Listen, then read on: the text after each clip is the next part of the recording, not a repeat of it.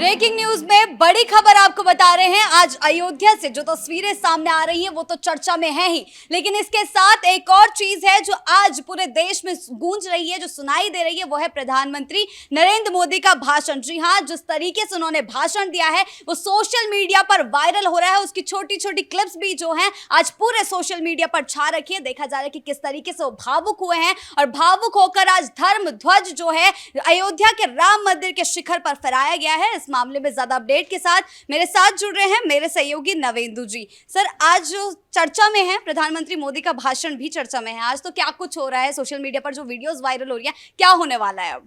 सबसे पहले तो हमारे दर्शकों को जय श्री राम। आज का दिन भारत के लिए बहुत ही ऐतिहासिक दिन है। आपको याद होगा वो तारीख 5 अगस्त 2019-20 की, जब सबसे पहले राम मंदिर की जमीन के लिए भूमि पूजन हुआ था।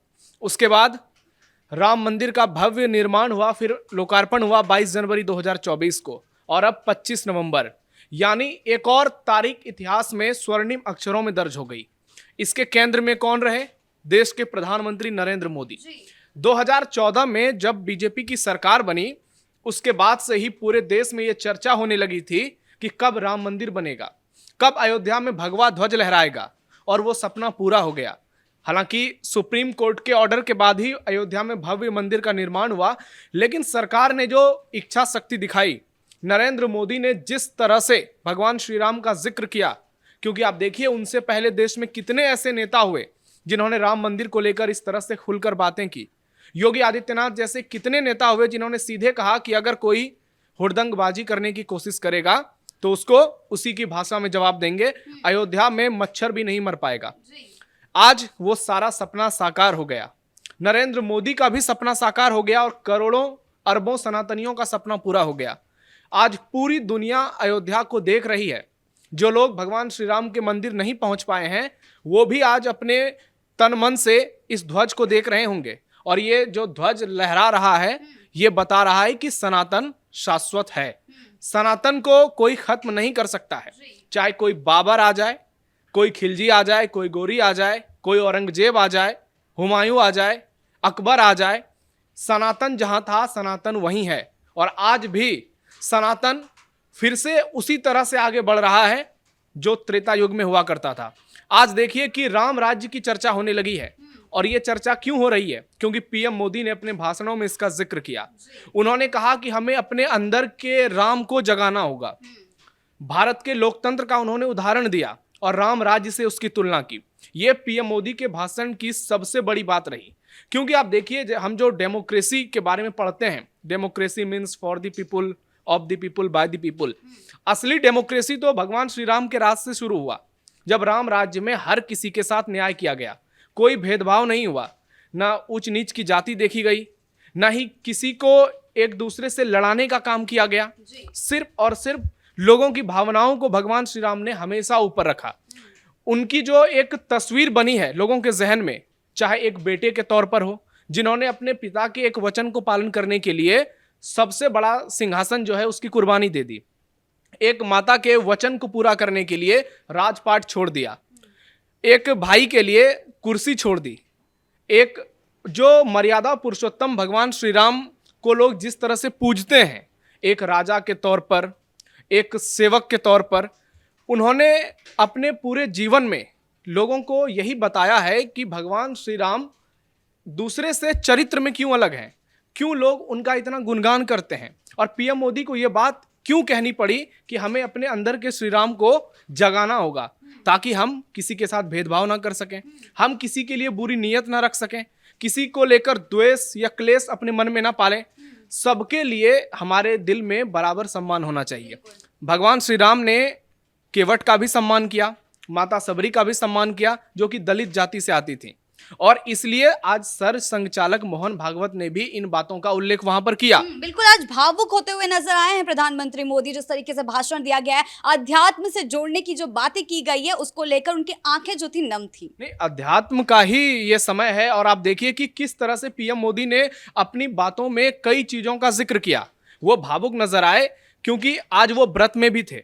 आज पीएम मोदी ने व्रत रखा है, जैसे कि राम मंदिर का जब लोकार्पण हुआ था तो उन्होंने 3 दिन का व्रत रखा था। एक बार फिर से वो व्रत पर थे, और उन्होंने बार बार इस बात को दोहराया कि हमें अब जो है गुलामी की मानसिकता से बाहर आनी होगी।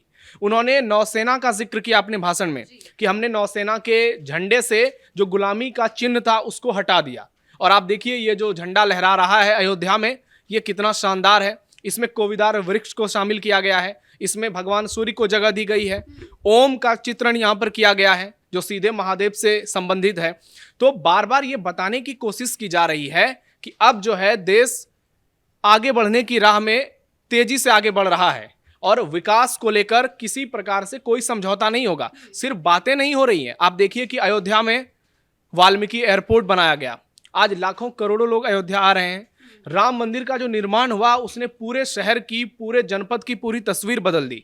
रेलवे स्टेशन का कायाकल्प हुआ, मेडिकल कॉलेज, इंजीनियरिंग कॉलेज वहां पर पहुंचे, तो लोगों को तमाम सुविधाएं दी गई। राम राज्य में और क्या चाहिए? पीएम मोदी इसी का तो जिक्र कर रहे हैं। वो बार बार इस बात को दोहरा रहे हैं कि अब हमें जागना होगा, हमें सनातन के महत्व को समझना होगा। योगी आदित्यनाथ भी इस बात को कहते हैं। उन्होंने और एक बहुत महत्वपूर्ण बात की, जिन लोगों की कुर्बानी इसमें हुई है, जिन लोगों की जान चली गई, चाहे वो कार सेवक रहे हों या कार सेवक में कोठारी बंधुओं का जिक्र हमेशा होता आया है, किस तरह से गोलीबारी में उनकी मौत हो गई। मुलायम सिंह यादव ने उस समय गोली चलवाया था राम भक्तों पर।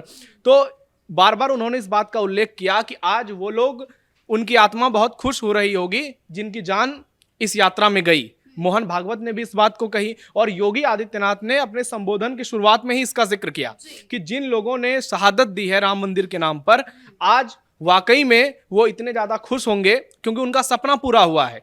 मंदिर पर ध्वज लहराने का मतलब है मंदिर का कार्य पूरी तरह से पूर्ण हो गया है, अब कुछ बाकी नहीं रह गया है।